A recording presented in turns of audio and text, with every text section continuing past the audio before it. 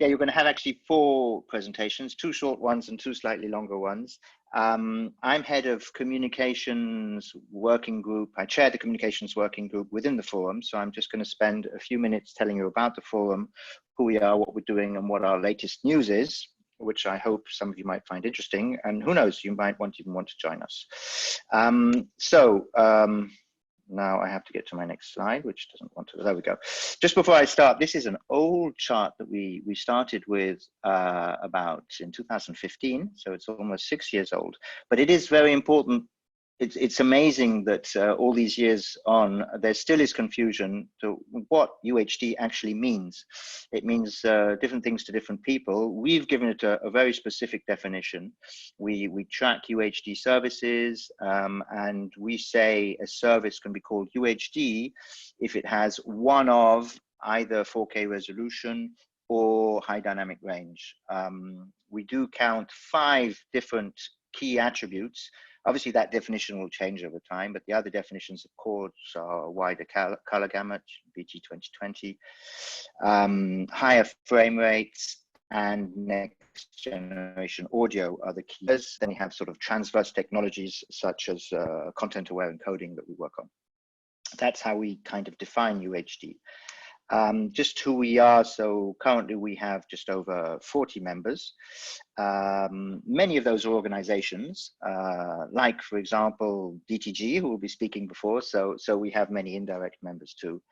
I've just circled the 4 members that are going to be speaking to you today. I'm from CTOIC, and Sassan is from ATEME, Ralf from InterDigital, and Yvonne from the DTG. I just wanted to say, what do we actually do in the world? Why do we exist? There's a bunch of things we do. So perhaps the most well-known of our deliverables to the industry are our industry guidelines. We don't want to become yet another standards organization. So we don't create standards. We just map a way between all the different standards, what actually works. We bring a lot of real world use cases from our members. We have 7 or 8 operators who are members who've deployed it, and we document the way things actually work through those guidelines.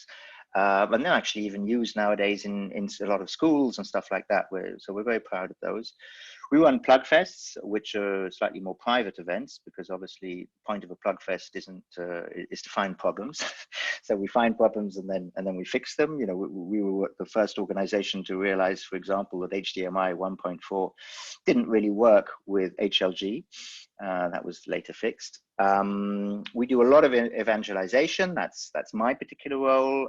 We've given over 2,000 one-to-one demos in all the trade shows we attend. Obviously not at the moment, but we've done those on 4 continents. We're a forum in the true sense. We have weekly teleconferences of various groups where we exchange a lot of information and advance all the work we're working on. And we have 2 to 3 face-to-face meetings with 40 to 60 people that attend for usually around half a day. And I'm going to talk to you a little about our service tracker, which the one that's currently online is pretty ancient, but I'll tell you about the new one that's coming online in about a week. So what is the very latest update from us? Of course, we're very disappointed not to be going to NAB. Had we been there, that's where we were going to launch our new service tracker. So that's going to be our big spring news. We last updated it in 2018. And now we have a brand new one, which is going to come online in about a week. So watch our website, contact me if you want to get any insider information. But basically, we're currently tracking 150 commercial consumer-facing services.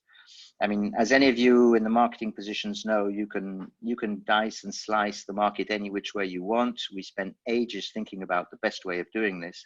And what we have decided to attain is a consumer-facing commercial service. So that is when you are in a commercial relationship with some kind of operator. That does include the BBC and public broadcasters, because it is an indirect commercial relationship, and you have access to what we call UHD, which, as I said, must either be 4K or HDR. Just some snippets from the information there. The total subscribers that are tracked in all the services we track are over 3 billion. About 10% of those have access to UHD. A big shout out to Paul Gray from IHS, who spent a lot of time teaching me and helping me how I could work out the difference between a general subscriber base and UHD subscribers, and he provided me with the data. Other little snippets. Today we track 75%, so 3/4 of the services out there in the world today are predominantly linear services, broadcast or multicast, and there's a little bit of unicast for all the linear stuff. So although it's a huge proportion of services, it only represents about 125 million subscribers that access services in UHD. And 1/4 of the services are VOD based, but they reach closer to 200 million subscribers. That's of course because you have the YouTubes and the Amazons and people like that in that group. Other little snippets, almost half the services today have HDR. This was hugely encouraging. Just 2 years ago, it was like 5%. And already 1/4 of the services have next generation audio, mainly Dolby Atmos, but there's quite a few that have other services. And all the details will be released in a week or two. Only actually forum members will get access to the raw data. So that's another reason to join. Next up, I wanted to just say where we are, so where we see the market at the moment. So we've been in operation for 5 years, when UHD about started. And the sort of live linear broadcast of UHD, as well as non-linear OVT, it's not fixed, but there's still problems to go, but it's kind of up and running. There are big new frontiers moving forward. So example of those is, for example, live OTT services. There are just a few starting. So delivering over the top, delivering through the internet, a live UHD service with HDR. Trials have been going and they're not quite there yet. So there's a lot of work for us in our guidelines. We'd love people to join us who have been working on those subjects because we need to improve it. There's a little snippet here of what's new for our April release. So that was supposed to be the NAB release, which will come out at about the launch of NAB, when NAB was supposed to be. So that's in about 3 weeks.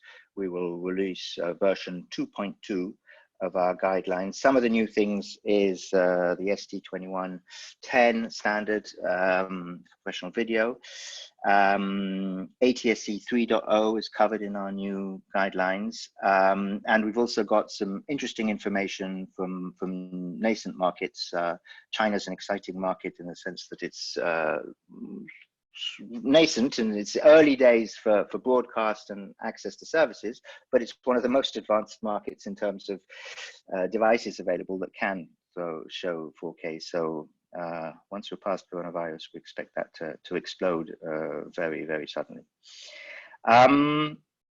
Moving down further on, what we have to work on in the coming years, as I said, live OTT. I mean, there's a lot of mobile stuff happening. We will be working on putting that in our guidelines and stuff. And we need to stabilize next generation audio, make it more interoperable, and high frame rates of 100 Hertz or more are something we've been working on for about 5 years now. We do expect them to become much more interesting, especially for sports in the coming years. And I have finished with that, and I would like to, so as Owen said, please, if you have any questions, we'll address them at the end. I'm going to hand over now to the DTG, to Yvonne, to take us through some of the more, the market aspect of what's actually happening in the real world, especially focused on the UK market. Yvonne, over to you. Yeah, wonderful. Thank you, Ben. I hope you can hear me well. Good afternoon from my side. My next 20-minute presentation should give you an overview about the UK situation and whether UHD is hot or not.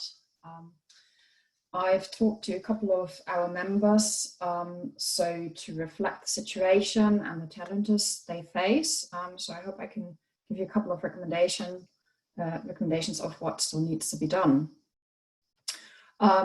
Just one slide for those who don't know who we are. We're a self-funding UK collaboration centre in the area of digital television, and we have a broad range of members over networks, broadcasters, content providers, platform providers, manufacturers, etc., etc. You see a couple of big names here. So we do run a UK UHD forum where we discuss, of course, all the topics, quite similar also as the UHDTV forum, but very much specific for the UK. So I first start with a codec question because obviously there's a desire for more efficient codecs, and especially with UHDTV, as there's bandwidth limitations, and yeah, we're always looking, as in the past, to more efficient codecs. So currently there's the battle between HEVC, VVC, AV1 and EVC. So there's a broad range really of codecs out there, but we can really say that HEVC is the de facto standard for now and also for the near-term future, and is used for ABR delivery simply. However, HEVC is, let's say, a bit of a mess in terms of licenses, so it's still kind of constrained by the lack of tools for interlaced video, and so to look into alternatives is definitely for many of our members also a big question and needs some evaluation. If we think about a new codec, it always means it requires a new set-top box, and as such, also a new service must justify the change to deliver a quantifiable benefit in efficiency and processing, but also in cost. So there's definitely, it's not an easy step to move to a new codec. AV1 has started to be in the set-top boxes around NAB at IBC last year. But there's a slow takeoff at the moment and prevents further development. So, however, it's a royalty-free and so an attractive alternative, but it's mainly made for streaming services. So YouTube and Netflix, they're already using AV1, but also it requires a lot of computing power. I'm just saying in the cloud, depending how you run it, but since AV1 is very much focused to the internet, it is not yet 100% clear how AV1 can be used by more traditional content providers. And just to say that Ralf's and Sassan's presentation will give you more insights on the standardization and also on the technical aspects of the codecs later on in this session. Yeah, VVC also looks very interesting because the encoding is 12 times higher than HEVC. But is yet to be supported by the silicon vendor, so it's not yet fully established on the market, obviously. And yeah, VVCs should be standardized by end of this year, or seeing whether coronavirus does lengthen this process, who knows. So the implementation products can be expected by next year. EVC is a royalty-free alternative, but only for its basic set. So depending on what you need to do, it can be a good alternative, but needs further looking into it, depending if you need more advanced features in this. So currently there are actually no plans to deliver high frame rate or 8K transmissions in the near future in the UK, even though there have been trials around 8K. But that means this is more of an indication that at the moment HEVC will remain as a de facto standard. I've just noted that there's a DVB document, the CMAVC 05 to 8, and that summarizes also the details quite well about these codecs, and Ralf might talk about this later on as well. So take a look into this document, and there you have much more details as well. So if you look at next generation audio, so immersive audio is mainly being delivered via the set-top box to the sound system as such. So it's currently under review whether a single AC4 stream can be used. or how the delivery process is being continued. So there needs to be a debate where the renderer sits, whether it's in the set-top box or in the screen itself, or the audio decoder, so the amplifier. I think this is a debate that we just need, and just saying that also for immersive audio, also what we partly call personalized audio, there needs to be a good UI in order to set up the audio in your living room in the way you feel comfortable with. So if we think about personalized audio, and obviously this covers a lot more than just the actual audio codec or the audio setup. Of course, that also includes subtitling, language preference, etc., etc. So there have been already some services from, for example, from the BBC and Amazon. They've provided multiple audio tracks for specific football matches as well. But just saying that there's, for the moment, no fully object-based audio service yet. It's mainly at R&D level, or at least over IP. We think that next generation audio should become technology agnostic, as many other areas of technologies we look at. Like MPEG-H is of course a well-known one, but there have been some IPR concerns. MPEG has created a clean version of it. We do have Dolby Atmos and DTS:X.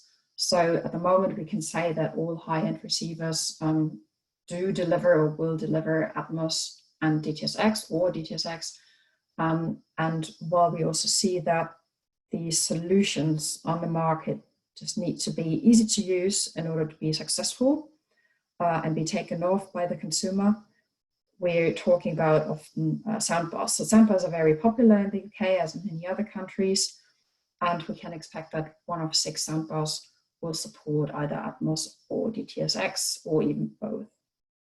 So the TV sets don't yet include any NGA system, but this is due to the fact that TVs get thinner and thinner. So we've seen at last IFA that there are kind of built-in solutions where there's the TV set and the, for example, the Atmos box in the back attached to the TV set. There's also first NGA systems going into the Amazon Echo Studio, just as an example. Obviously, the content is only available through the Amazon Music HD subscription. So this is something more for very tech-savvy, audio-savvy people who wants to try this experience. But this is not like the big setup in the living room. So that is really a big difference, that it starts to become and to be integrated into smaller devices and more, maybe even portable devices as well. So in a couple of, when we read a couple of figures, it's that customers are not really aware of the NGA options that they have.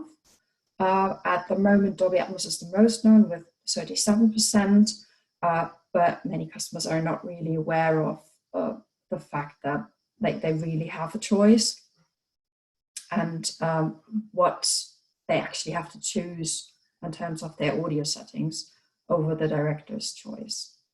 So we probably need to do some education in this area. If we look at the resolution as such, then 1080p 50 HDR is not considered to be true UHD. In comparison to the US, where 1080p HDR is being considered as part of UHD.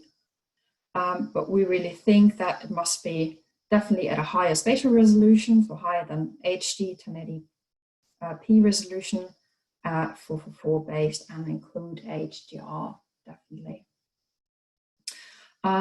Many TV sets already have a vivid mode, which seems from many consumers, they think at least they have an HDR or UHD experience.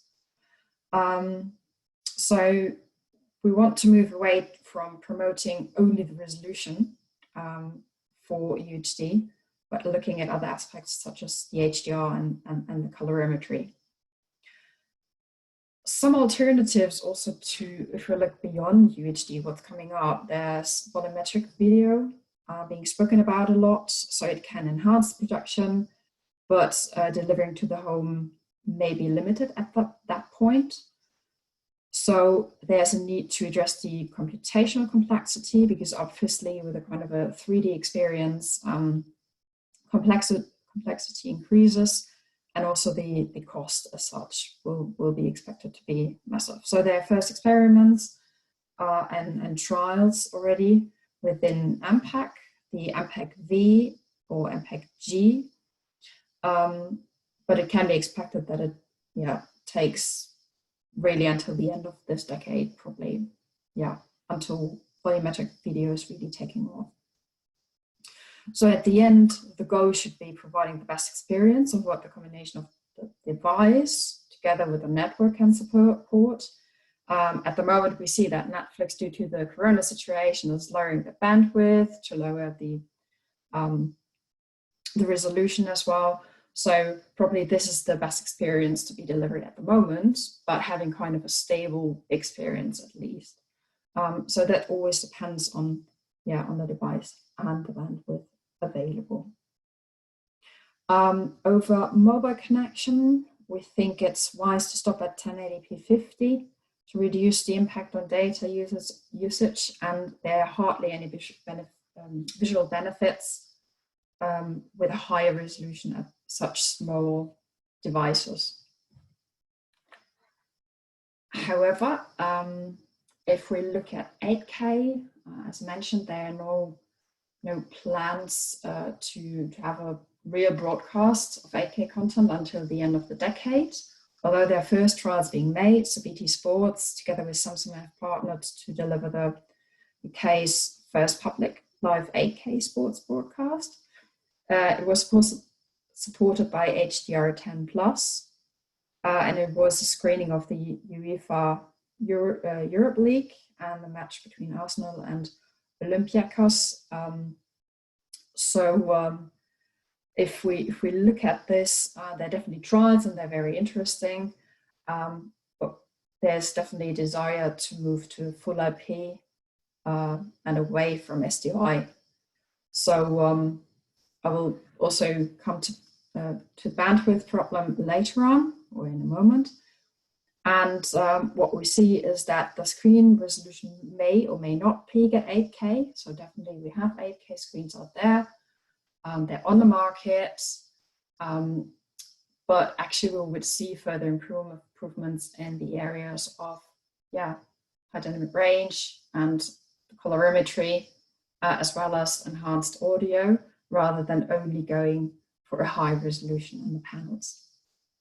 However, if you look at the new technologies, they include micro LEDs, backlighting, and higher refresh rates. So these aspects altogether, they already create a great viewing experience, and especially when we also look at dynamic metadata, this can create a great picture.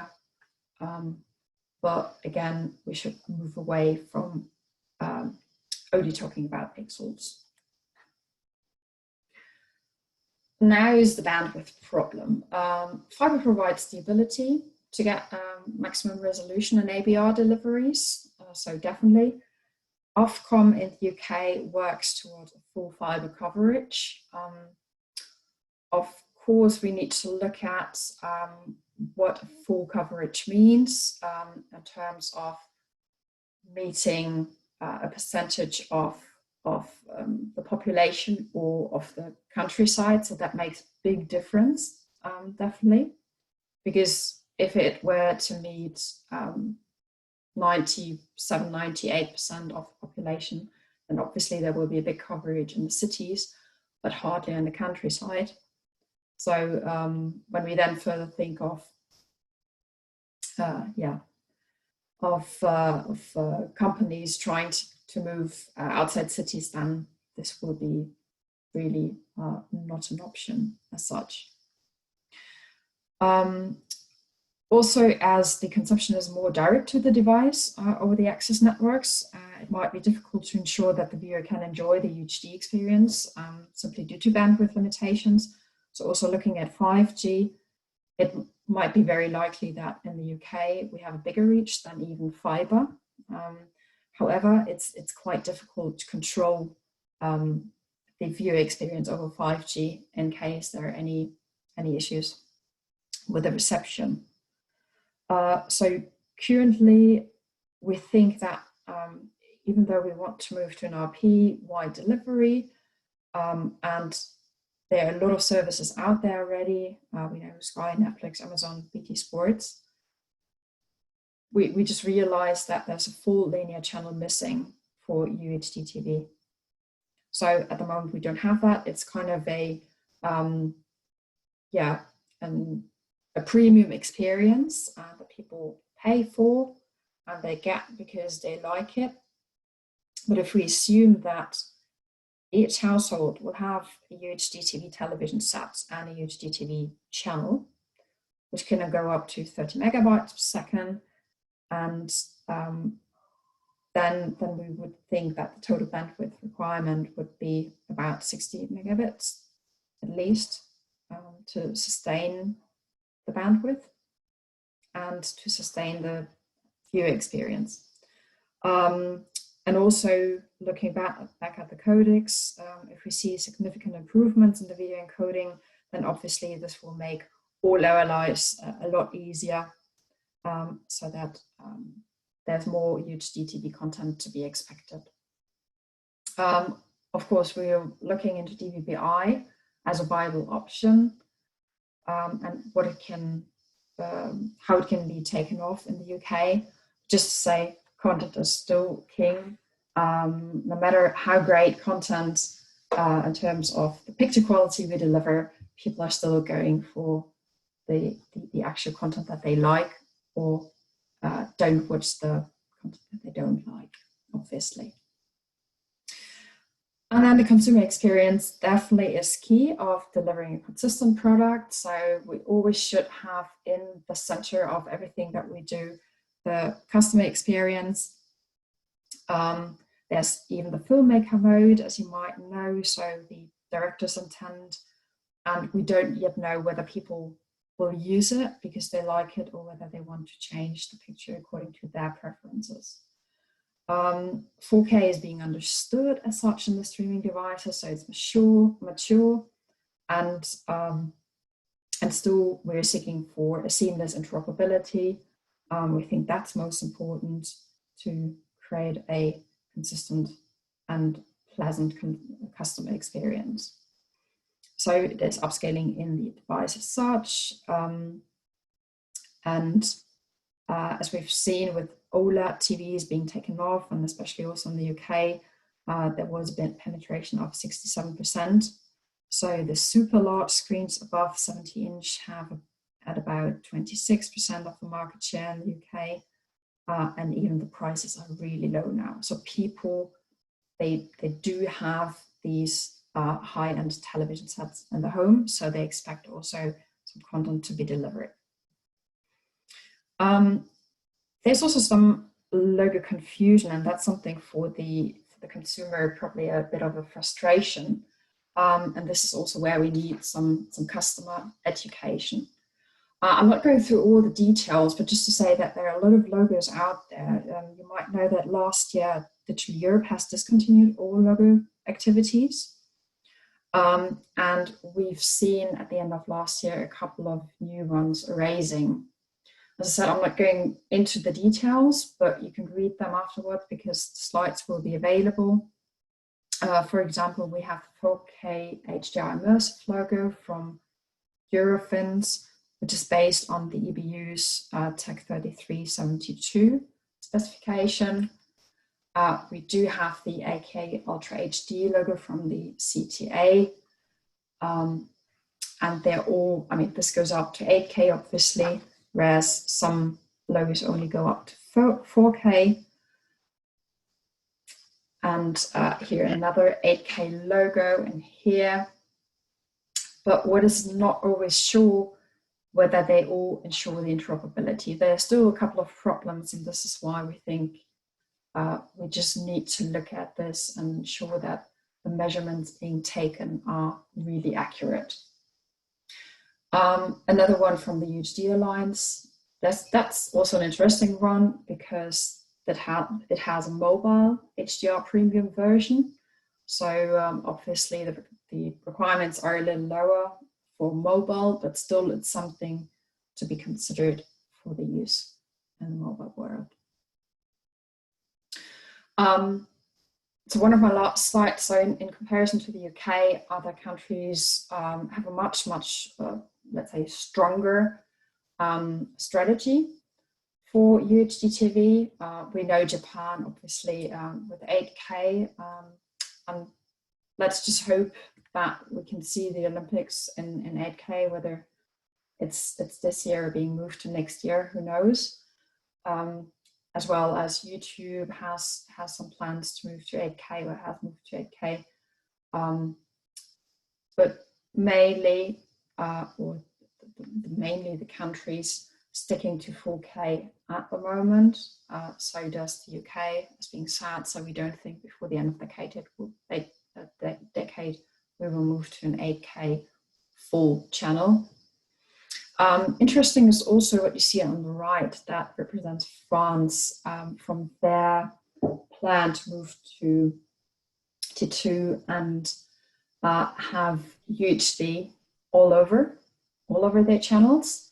So they're in the renewal phase of the equipment, so that by 2024 they are migrated to full UHDTV infrastructure. However, they have partly stepped back from this plan at the moment. So we're waiting actually for very specific steps, whether they shift the final date of the migration and transition, or whether they really want to stick to their plan and try to force all channels to be UHD. So Yvonne, yeah, Ben, yes. You're going to need to wrap up in the next couple of minutes. Yeah, it's actually my next slide. Yeah. Yeah, so in conclusion, I'm just saying that we definitely think interoperability is key. It's one of the key elements that we need to ensure. UHD in the UK is definitely hot for 4K premium services, for event-based productions, and also the penetration of 4K and 8K displays are high, but it's not hot for a full linear channel or the 8K service as such. So this is something that's missing that we're working on, and then also in the next couple of years, obviously, not everything will come very soon. But we just hope that through collaborations, we can really ensure that the customer experience is great and that at various levels, whether this is ensuring the right bandwidth, the mobile coverage, codecs, antivirus, etc., that this is all very much aligned. All right, thank you very much. So I'm through with my presentation, and I'd like to hand over to Ralf, who's explaining more on standards on UHDTV. Hello all together. I hope that you can see my screen. So I'm Ralf Schaefer from InterDigital. I'm participating in MPEG, DVB, and also a number of local standards organizations related to Ultra HDTV. And I will focus on the standards landscape, in fact. What is happening? Oh, no, it works. Okay, so the outline of my presentation is, so the first part will focus on standards around Ultra HDTV based on HEVC, and I would like to show you how much efforts were necessary to get all this set up based on the MPEG work, based on the DVB work, and also based on the work in the local organizations and also by the Ultra HDTV forum. The second big bullet point is the next generation codecs. So I would notably like to look into VVC, so the high level aspects, the requirements, the use cases, and also what else is being done around it so as to get it established in the market. And the third high-level bullet point is to look beyond Ultra HDTV. For example, there's also virtual reality that can use classical video codecs for coding VR content, and I would like to show you how this is done. So this first more technical slide shows a little bit, okay, all what was necessary to get HEVC on the track. So as soon as AVC or H.264 was finalized in 2004, VCAX or ITUT started to work on a new codec, in fact, and started to prepare this with key technical area studies, including a software code base. Then some years passed by a lot of study, and in 2009, MPEG, also ISO MPEG and ITUT VCAC made a sort of call for evidence. So this is really to show that a certain gain of performance can be obtained. For example, typically you need around 30% that you can prove that 30% is necessary with reasonable complexity increase.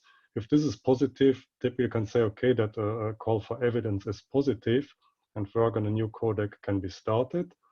Then in January 2010, JCTVC has been created. So it's a common project between ITUT and ISO MPEG, and they issued a joint call for proposal.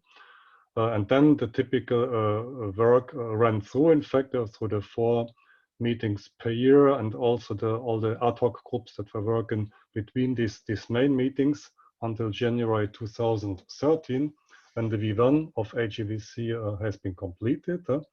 Then some time passed in ITUT and also in ISO for the publications. So in June it was published in ITUT, in November in ISO, so both of 2013. And then over 2014 and 2016, work on extensions and additional profiles, tiers and levels continued. So concerning performance, what you want typically to achieve is to gain 50% compared to the codec before. So for example, AVC gained 50% compared to MPEG-2, and also HEVC needed to gain around 50%. So this is subjective, so objectively it can be a little bit different. So this is really typically the target that you set. So typically you standardize the bit stream and the decoding process. So you don't standardize the encoding, data corruption, data loss, recovery, pre-processing, post-processing, or anything related to rendering. So this is typically out of the standard. So the HEVC spec is around 300 pages of text. It includes also reference software for encoders and decoders, and also conformance data sets. So, and then of course, we had the first profile. So the first profiles was main 10, and also main still picture. And you will hear later here about main 10, which is really the basis for all the work that DVB was doing. Then other profiles, for example, included range extensions. It included screen content coding, scalable extensions, and so on, in fact. So the project around HEVC was really extensive. So in this process that I described between 2010 and 2013, around 300 people from many companies participated, and around up to 1,000 documents in a single meeting have been dealt with. So it was really a huge effort. Everything was open. In fact, all documents were published during this process. So this was really a huge industry effort, in fact, around the HEVC standard. And we'll certainly, or with what we see at the moment is around the VVC. This is similar, in fact, on this level of contribution. So I go to the next slide. So this is more looking into licensing. So you may have seen similar slides already in the past. So I updated this one with latest information from the patent pool administrators. So on the upper left side, we see MPEG LA. On the right side, we see HEVC Advanced. These are the pools that have also an intersection with some companies. And there's also the VELOS pool, in fact, where a number of companies are in. and you see that a number of companies are outside. So recently, 9 MPEG LA members, in fact, moved over to HEVC Advanced. So this is also visible at the websites, in fact, and we see that there are some movements that are ongoing. We have the impression that things are getting more stable. So we think at least that, okay, there's nothing inherently wrong having multiple tools for a single technology. This happens also with other technologies. Also that some companies are outside. So what is really important is that the terms are clear, in fact, and that it's known who has intellectual property, and also that the licensing conditions are clear. If all this is known,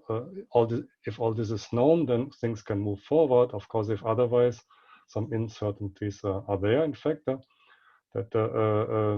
yeah. So I think this is the picture that we have at the moment. If we look at the next slides, so I did some research around, okay, where HEVC is used. So what we can, I think, say today in 2020, that it's really, I would say, quite well established in the market.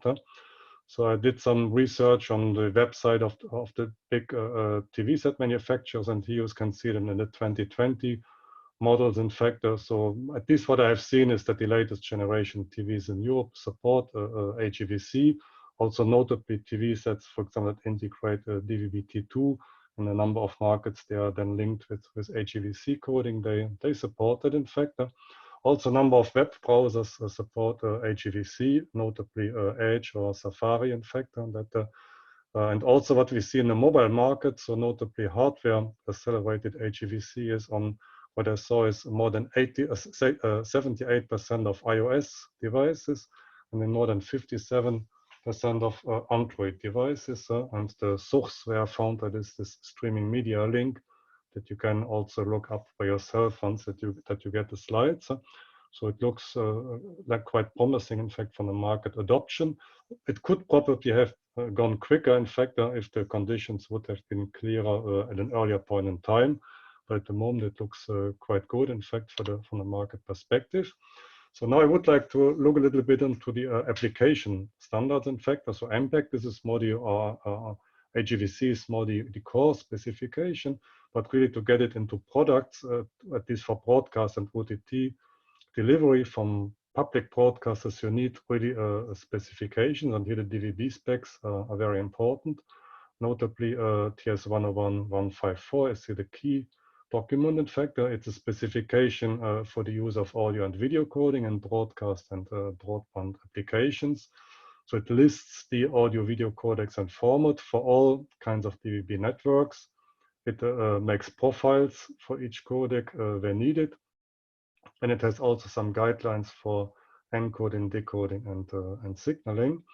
So look a little bit when all this started, in fact. So in September 2012, we had a sort of starting meeting right after IBC, where the first discussions on Ultra HDTV started in DVB.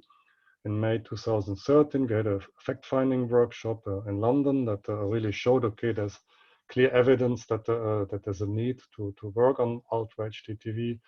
Then in November in the same year, we released the commercial requirements for the so-called phase 1.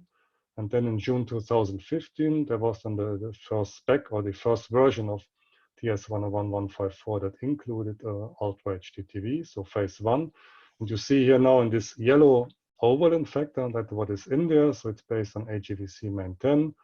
You have 4K with 2160 p5040 frame rates.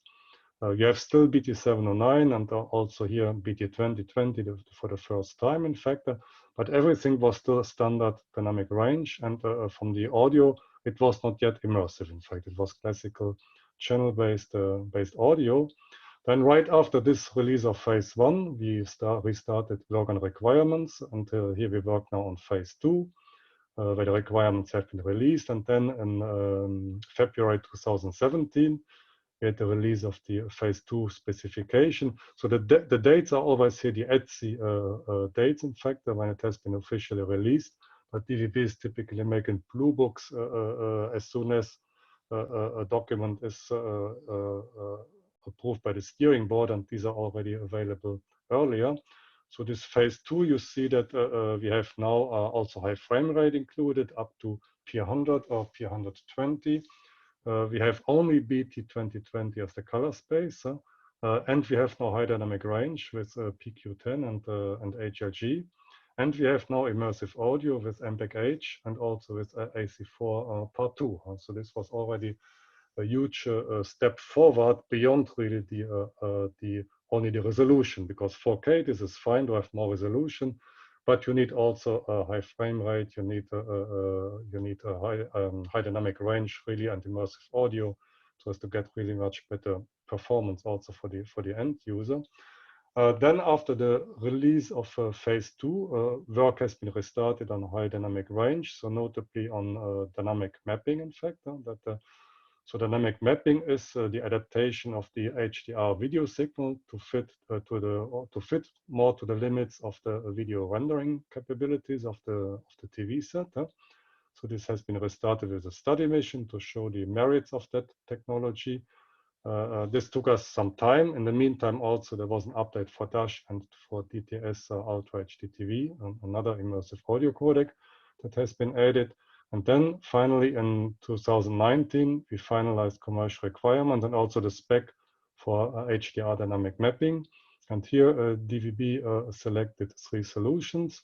One is 2094-10, which is also known as Dolby Vision, 2094-40, known also as HDR10 Plus, and SL-HDR2, also known as Technicolor HDR, in fact. So all this has been added, and now we have a quite complete system for Ultra HDTV in DVB. But this is not is necessary, but not fully sufficient, because really these specs are not receiver specifications. They have sometimes more than one tool for one thing, notably, for example, for video, also for audio. And then you have these country-specific specifications that that bring more details for a specific market. For example, I listed 4 here. One is Nordic, in fact, which is covering Denmark, Finland, Iceland, Norway, Sweden, and also IRA. We have for Italy the Ultra HD book 1.0, which has been released.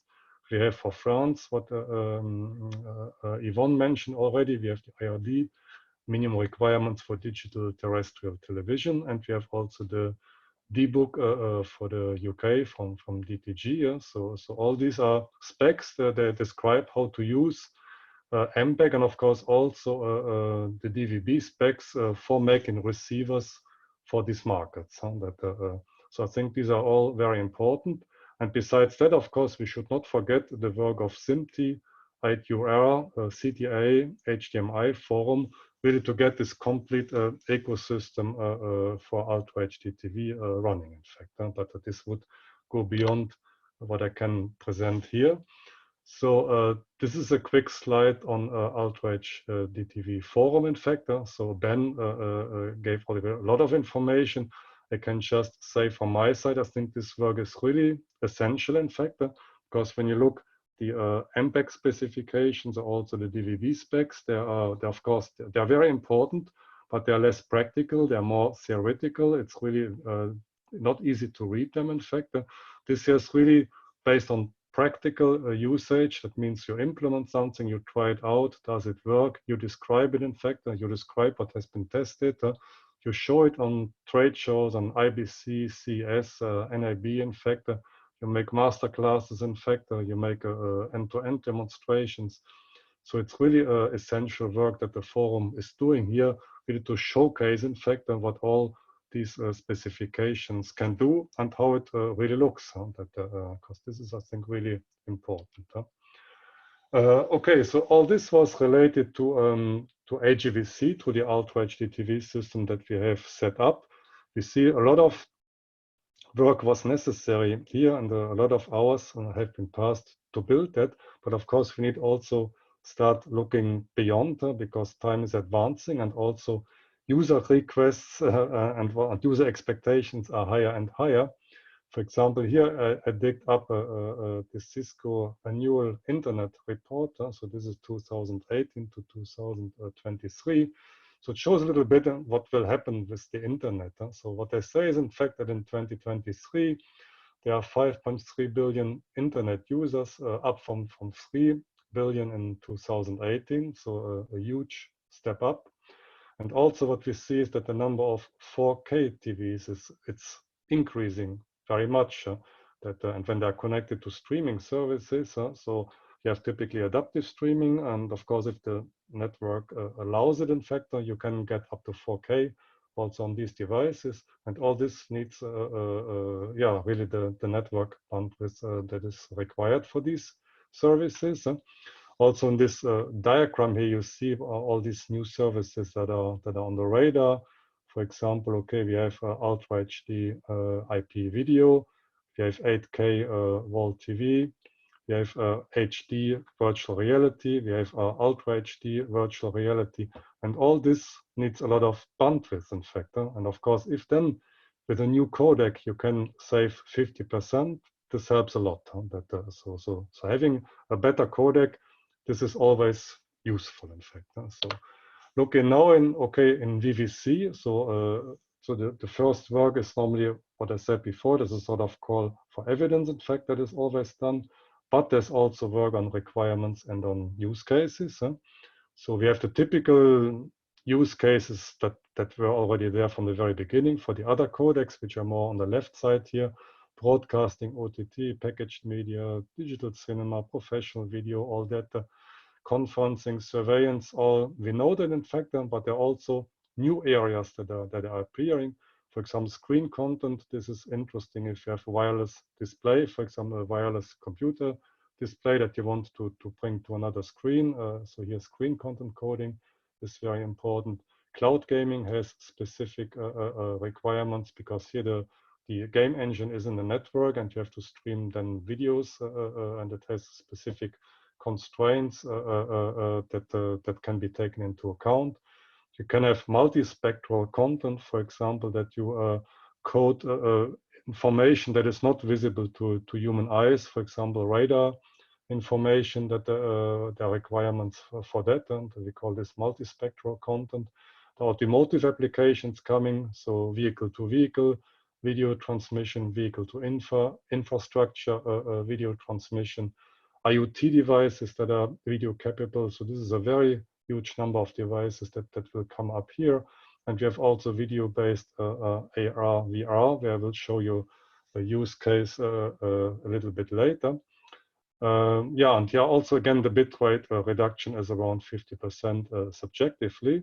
And also what MPEG ITU did with VVC is that they integrated a number of features right at the beginning. You remember that when I presented HEVC, that a number of features that have been added over time, notably screen coding, screen content coding, or AR, VR, for example. This has been added in later profiles.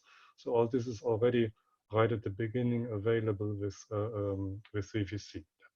So yeah, this is interesting. Yeah. And then we have also this what I call non-technical aspects of VVC. So what the MCIF is doing. So this is a different organization, because typically patent pooling or patent talks, or this is not what you do in typical ISO or ATU standards organizations. So this is more something where you need a different forum, in fact. So the MCIF was formed in September 2018. So again, IBC. So goals and objectives here are the promotion of standards covered by MCIF. And at the beginning, this is really VVC. Provide a forum for discussion of issues related to lawful aspects of licensing of intellectual property rights, and also contribute back information to MPEG, ITU, and other standards, in fact, where it applies. So this is really important work in addition. So MCIF held a number of events. So the latest one was beginning March in Culver City. And currently they have 4 working groups. So one is the IP ecosystem working group. So this is for the identification of stakeholders in the video chain to characterize current licensing situation, and also to identify mechanism, in fact, that can benefit, for example, VVC. So this is the tasks of that group. There's an interoperability working group that is there to facilitate, implement, to assess the standards, to promote interoperability via tools and also face-to-face testing. And we have also the profiling working group, which can do some sub-profiles. In the past, so it was always the profiles that impacted with ITU, in fact, in the standard itself. So also in future, some sub-profiles are necessary, and MCIF can then properly register sub-profiles, and that this can also then be used. And there's also marketing and outreach working group, okay, that as the name is saying, it is promoting, in fact, the work of MCIF, and yeah, next is visible. So this is the last slide, in fact, and this goes a little bit beyond typical 2D video coding, in fact. So this is what we call point cloud coding. So point cloud is a little bit what you see on the left side, that horse, for example. You have coordinates for point, and each point has an attribute. It can be a color, or can be a reflection, or something else. And like this, you can really model objects in 3D. And you see this lady that is turning around. That means you can really view her from any angle that you would like. So you become by yourself the director, and you can decide the position from where you look at these objects. So all this needs a lot of data, in fact. So for example, here, this lady in an uncompressed manner would need 1,500 megabits uncompressed. But with the work in MPEG that is currently terminating, we get this down to 50 or 60 megabits, and it comes really in areas that can be used over existing networks. And the link really to video coding is what you see in the smaller picture here, is in fact, and that we project, in fact, this point cloud to different planes of a cube. And here you get then different videos. So a video with depth information, with texture information, an occupancy map, and so you get 3 videos that can be encoded with HEVC, AVC, or VVC, or what else, and you send this over, and in the decoder you can reconstruct then this point cloud.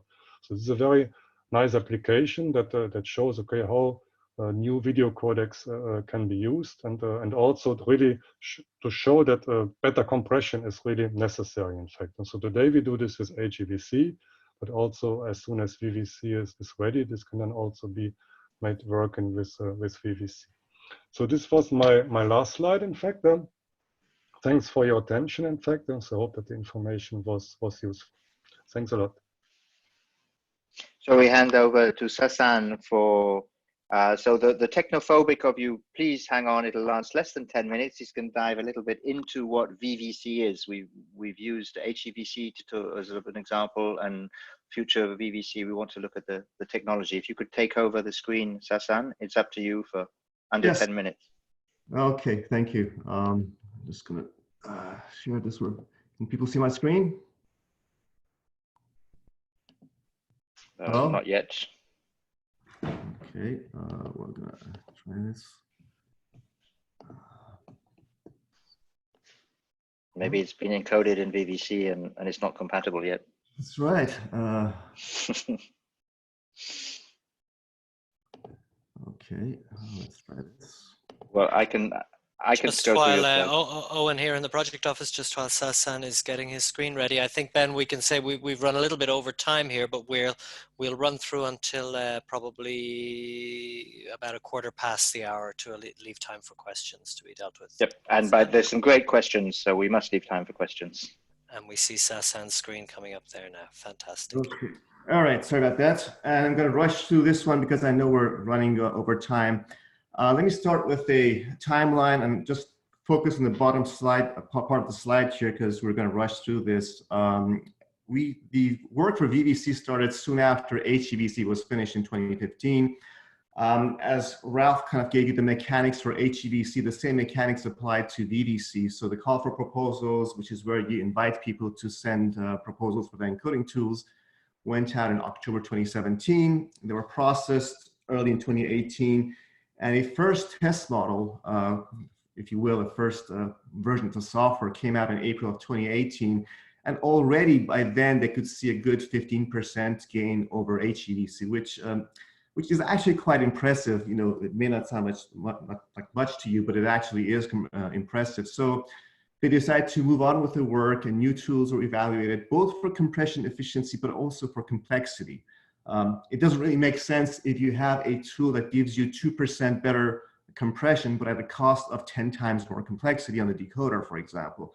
So both aspects were evaluated for each tool, and you know, test conditions were created where you have bit rates and resolutions and frame rates and DOP structures specified, and you pick the content that's going to be serving as your reference material.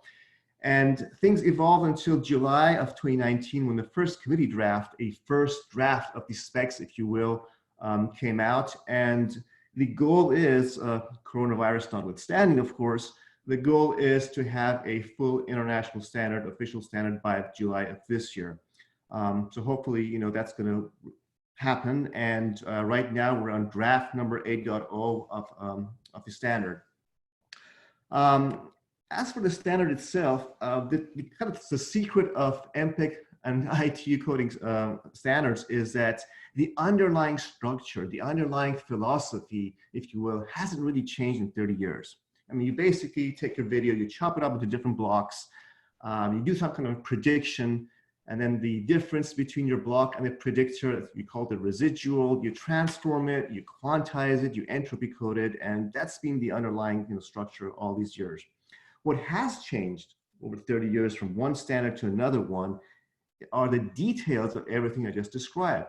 So for example, how exactly do you chop up your frames, and how exactly do you do your transforms and so forth? And that's going to be the topic of my next slide here. So let's just compare VVC with HEVC to illustrate some of these differences. And I promise I won't get into any math or any detailed specs here. So in HEVC, you could essentially chop up your blocks up to 64 by 64 size. That was actually already an enhancement from AVC, where the limit was 16 by 16. Well, VVC takes that even further.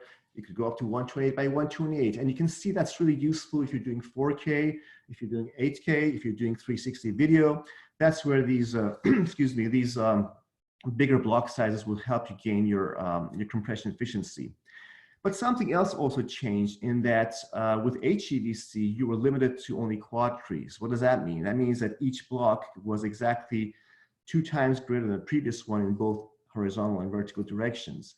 Now, in the old ADC standard, you could have rectangular blocks, and VVC brought that back again. So now you can chop up your blocks, and you can see it illustrated in the top right corner of the VVC block. You can have square blocks, rectangular blocks, and all kinds of combinations, you know, vertically, rectangular, you know, vertical, horizontal splits, all the way through these smaller block sizes.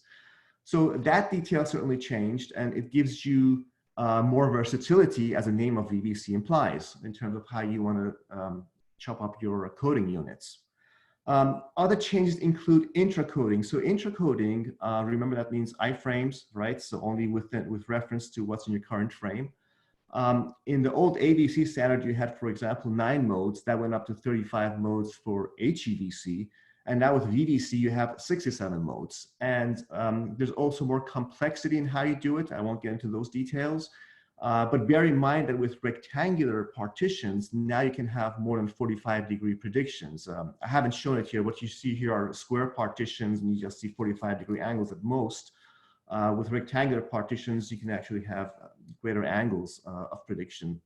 And moreover, you're no longer limited to using pixels that are just 1 row above your current block. You can have pixels that belong to other rows as well. And then you come to the question of inner prediction. You know, that's the motion-based prediction, where you can look at frames either before or in the future and use them as reference frames. In HEVC, we were limited to rectangularly shaped prediction units, as we called them, and we were also limited to linear motion, you know, X and Y displacements, if you will.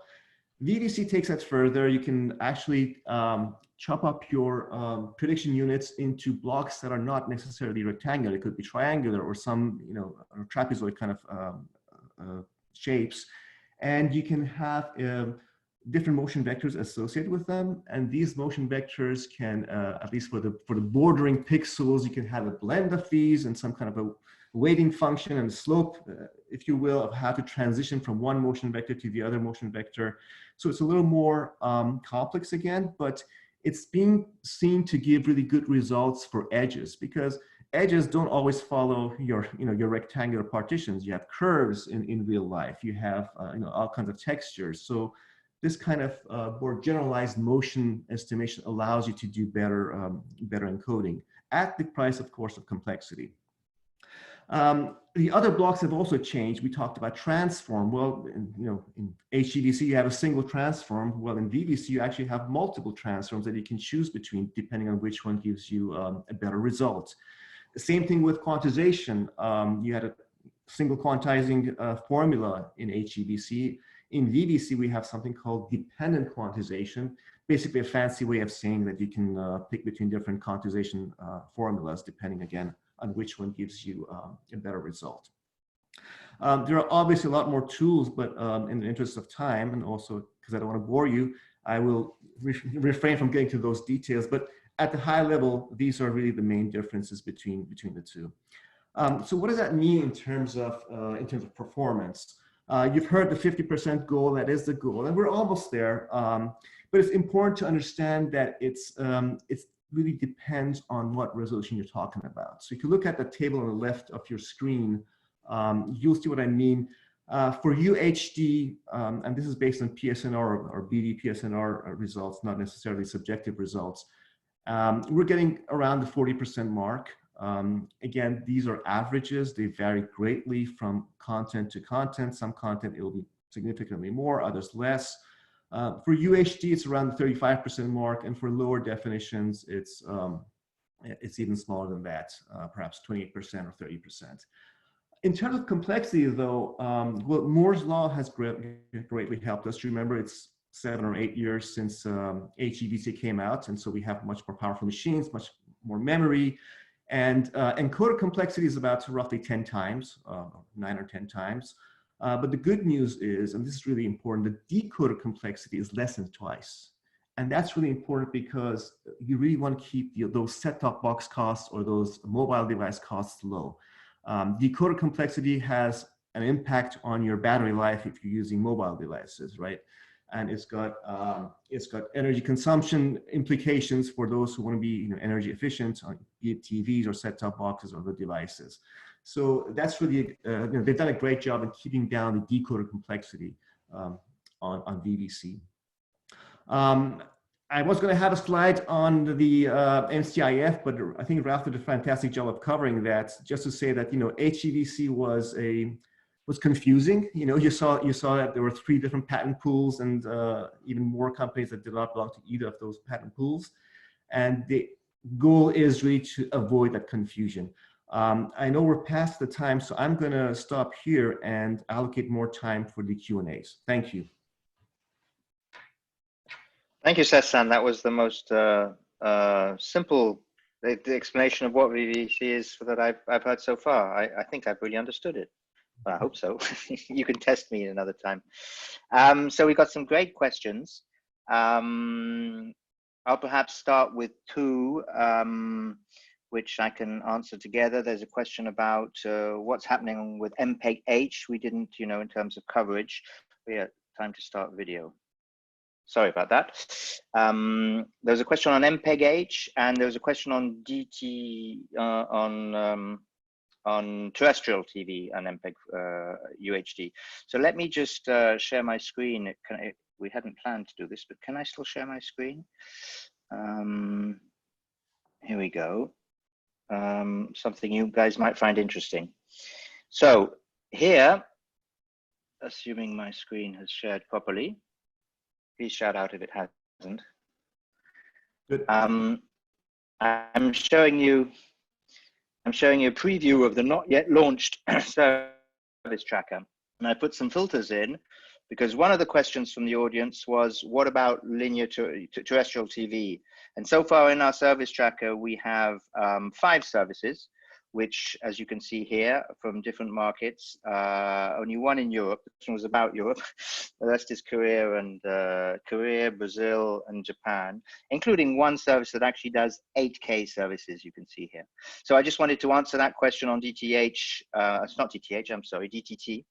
If I clear all these filters, there you see the whole list of all the services. And the other question, so I'm live here without without any check. So I'm going to now try and find out the question of which, so I'm clicking on the filter for next generation audio, and the question was, who does MPEG-H? I press OK. Again, interesting question, because some of them are the same. We currently have 5 services. So France Television in France has done some work on terrestrial, and the rest are all in Korea for MPEG-H. So that answers those 2 questions. Let me stop sharing my screen. That answers those 2 questions. One from Jason, and does somebody else want to take one of the questions? Sassan, you said you take the question on whether you guys at ATEME are seeing anything happen with the lockdown. Well, let me first say ATEME is a publicly traded company, so I can't really say anything about the business aspects and what we're seeing. But let me make some general comments about what's happening with the coronavirus. I guess we have to distinguish between live encoding and file-based encoding. So I think when people say there's a boom, they're thinking about the file-based encoding. People are staying at home, not going to restaurants, and they're watching a lot of Netflix or Hulu or YouTube or whatever it might be for their favorite OTT streaming services. But as far as live is concerned, bear in mind that live depends a lot on sports, and many sports events have been canceled. So you kind of have 2 different, very different effects with it, depending if it's live or file-based. That's all the comment I can make right now in terms of that.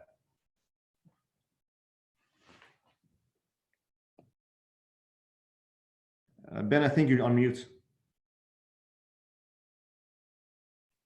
Thank you, sorry. Some questions. I don't know if Ralf or Yvonne want to jump in on the support for next generation audio. There's a bit of confusion here. The support of within TV sets and devices. Our understanding at the forum until very recently, if you wanted next generation audio, that came through an AV receiver that was sitting underneath the TV. Now we've had quite a few comments of people saying, no, you guys have got it wrong. There's a bunch of new TVs come out which directly support Dolby Atmos or MPEG-H. Does anybody have any info on that? So maybe I can comment on that.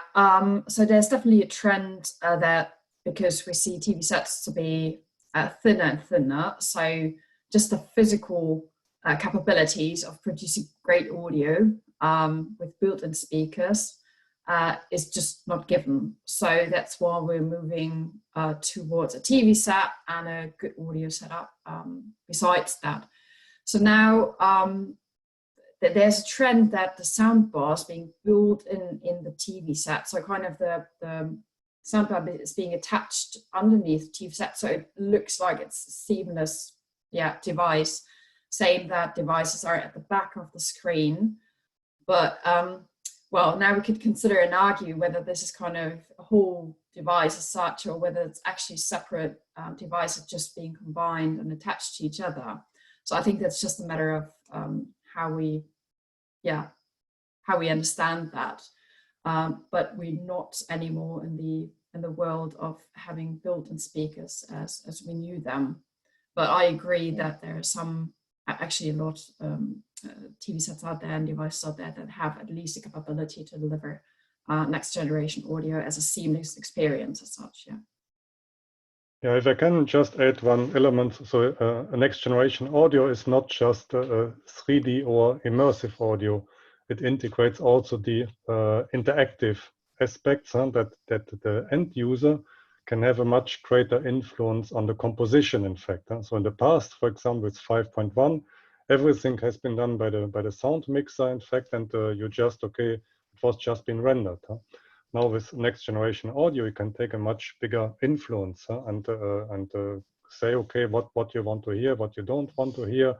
For example, if you have a sports event, that you can have the stadium speaker, you can maybe have another audio, and this can then be selected through these menus, in fact, that the TV set provides. And this can even be true for stereo or maybe a non-immersive mix. Huh? So there are different advantages, in fact, that come with these solutions. Huh? And from my understanding, from the hardware perspective, from the chipsets, in fact, so many TV or set-top box chips support today the next generation audio systems, in fact. Then it depends, of course, as I was mentioning, these country-specific specifications, which system they pick up. So DVB supports MPEG-H, AC4 Part 2, and also DTS Ultra HDTV. But then, of course, depends also what the country-level specs, for example, Nordic, the Italian D-Book, or DTG probably, in fact, what you pick up for your receivers. And this is then the software configuration in the end. But from the performance point of view, I think the chips, they can do that. Thank you.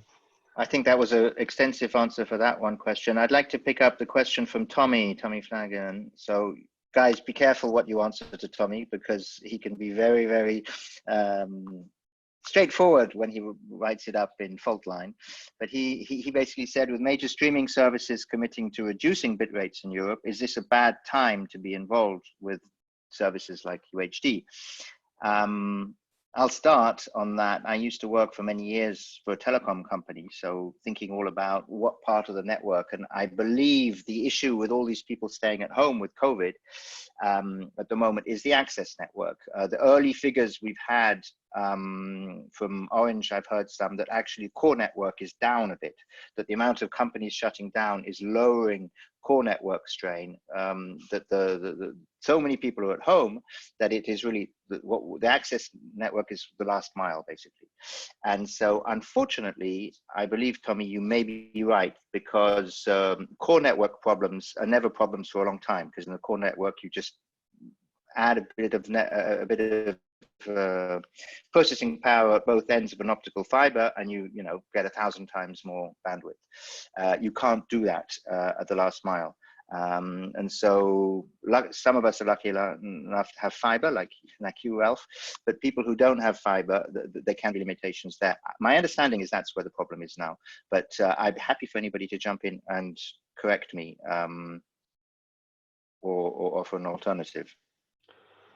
What I can say is, in fact, from my perspective, everything that is, for example, not multicast, really, this is more difficult to scale, because when you watch films, for example, each person they watch individually their film. In fact, it's not really shared with others. Of course, this is more difficult to scale, in fact. So I'm not a telco expert, in fact. I could imagine that the core network is quite powerful, but you have also the aggregation network, in fact, and then you have the final distribution network. For example, just an example for France, in fact, that many cities have now optical fiber, for example. I'm connected with an optical fiber directly to my home, and I have 500 megabits, in fact, at least on the last mile, in fact. So this is largely sufficient for all that. But of course, maybe in some cases I can also have issues. The question came from Tommy, who is a telecom expert, so it went without saying that we're just talking about unicast here. Of course, as soon as we're in the world of multicast, it's something else. But when we're with multicast IP doesn't fix the problem I'm talking about of the access network, because you still have to actually have it physically come down a single wire from the nearest part of the network. So yeah, I hope we've given you some kind of information, Tommy. Shout up if you haven't. We've answered that one. While I'm looking if anybody can see any other questions to answer. Yeah, there's one from Simon Thompson about multiple bit rates. Basically, how the idea, I mean, it's a question that's been going around the industry since adaptive bit rate hit the scene about 10 years ago, is how many profiles do you need? If you have lots and lots of profiles, you can see smoothly degrade and then get back up to really high bandwidths and high frame rates or high resolution, or should you save and go? And for me, my understanding is there's two opposing factors. The technology enables all these, you could have 8, 10 profiles. The reality, of people who I see who deploy at large scale, they tend to go for 3, 4 profiles, rarely more, because it just ends up being too expensive on all the various CDNs and stuff where all the files need to be duplicated at all those different frame rates. So I don't see really any end in sight of those two contentions. On the one side, services that want to be the most premium service in the world will want to have more profiles, and those that don't, that won't need to save money, will have perhaps 3 profiles. That was the question from Simon Thompson. Maybe I could add something to that, Ben. There's also a trend towards constant quality encoding, where you realize that not everything needs to be encoded at the highest bit rate. So a sports program at 4K may require a certain bit rate, but a talk show, at the same resolution will require much lower bit rate to give that, same quality. So there's a trend towards not necessarily having the highest bit rate for every piece of content, because sometimes it's overkill. Thanks. Well, while you have the floor, there was a question: will AV1 licensing impact AV1 adoption? Is that something you can address? Well, so we've all seen the announcements by Cisco, I think, and there's a gathering of people with patents who think that AV1 might be infringing on it. In fact, I was having that conversation years ago when AV1 first came out and proposed a royalty-free, alternative. I was wondering really if it could be royalty-free, because as I explained in my talk, a lot of these tools are the same. It's not like AV1 is a completely different architecture. It's still block-based, prediction, quantization, transformation, motion estimation. All those tools are still there. And so it's going to be interesting to see if it really can be. Certainly the people who founded AV1, like IBM, Microsoft, and so forth, they offer to have their licenses free, but they're not the only patent holders here. So it's going to be interesting to see what happens there. Yeah, and just to add, as I said earlier in my presentation, I think it very much depends on the on where you come from. So as a more traditional content provider, AV1 might not be the viable option for you. So AV1 is very much being used for streaming services. So everybody is in the native area or natively grown in the streaming area. AV1 is certainly a viable option and alternative. Whether it is for broadcasters or more traditional content providers, to be honest, I don't know yet, but licensing will be definitely an important factor in this. Okay, then we have one final, jump in if we're running out of time, Owen, but at the moment we have one more technical question about CMAF. I don't know whether Ralf or Sassan wants to take it. I mean, the question is, are TV manufacturers thinking to introduce CMAF as a standard in TVs to kind of create a unique broadband for all platforms? My understanding is that CMAF, one thing it does is it vastly reduces latency. So that's been a very hot topic in the industry. Remains to be seen. I don't know, in your talks with operators, Yvonne, whether people talk about it. I've been talking about it for 2 years or so with operators, and my feeling is there's a few use cases where it's a must-have. It really changes the world. But for the bulk of use cases, it's a nice-to-have. But I don't know if that what Francesco Massi's question was about, CMAF. Maybe one of the techies can help me out here. That was my understanding too, and we're certainly seeing requirements coming from our customers for CMAF. And as you pointed out, Ben, low latency is a big deal there. So we're certainly seeing them coming, getting those requests. Okay, folks, Owen here in the project office again. I think on that note, I will wrap this up. I think it's been a really excellent webinar, and I want to thank our colleagues at the Ultra HD Forum. And I want to thank especially Ralf and Yvonne and Sassan and you, Ben, especially Ben, who went to the lengths of going into a closed pub to find a connection good enough to ensure that we could keep this webinar on the road. I want to give one reminder in case it's of interest that for the next 2 days, our colleagues at the European Broadcasting Union are running their Broad Thinking Conference online. If you work for an EBU member, that's free. And if you are not with an EBU member, it's at a nominal fee of €50, I think, off the top of my head. So you can still register for that event, and it's a 2-day conference. Our next webinar is on Friday. You'll find the full list of all upcoming webinars, as well as right now the slides from this webinar at dvb.org/webinars. And later this evening, you'll have the video from this webinar. So again, I want to thank all of our presenters, thank everybody who joined. We were upwards of 180 people for most of the webinar, so that's really impressive participation. Wishing you all the best wherever you are, and take care. Thank you, Owen. Thank you, Owen. Thank you. Goodbye. Thank you. Bye-bye. Bye-bye.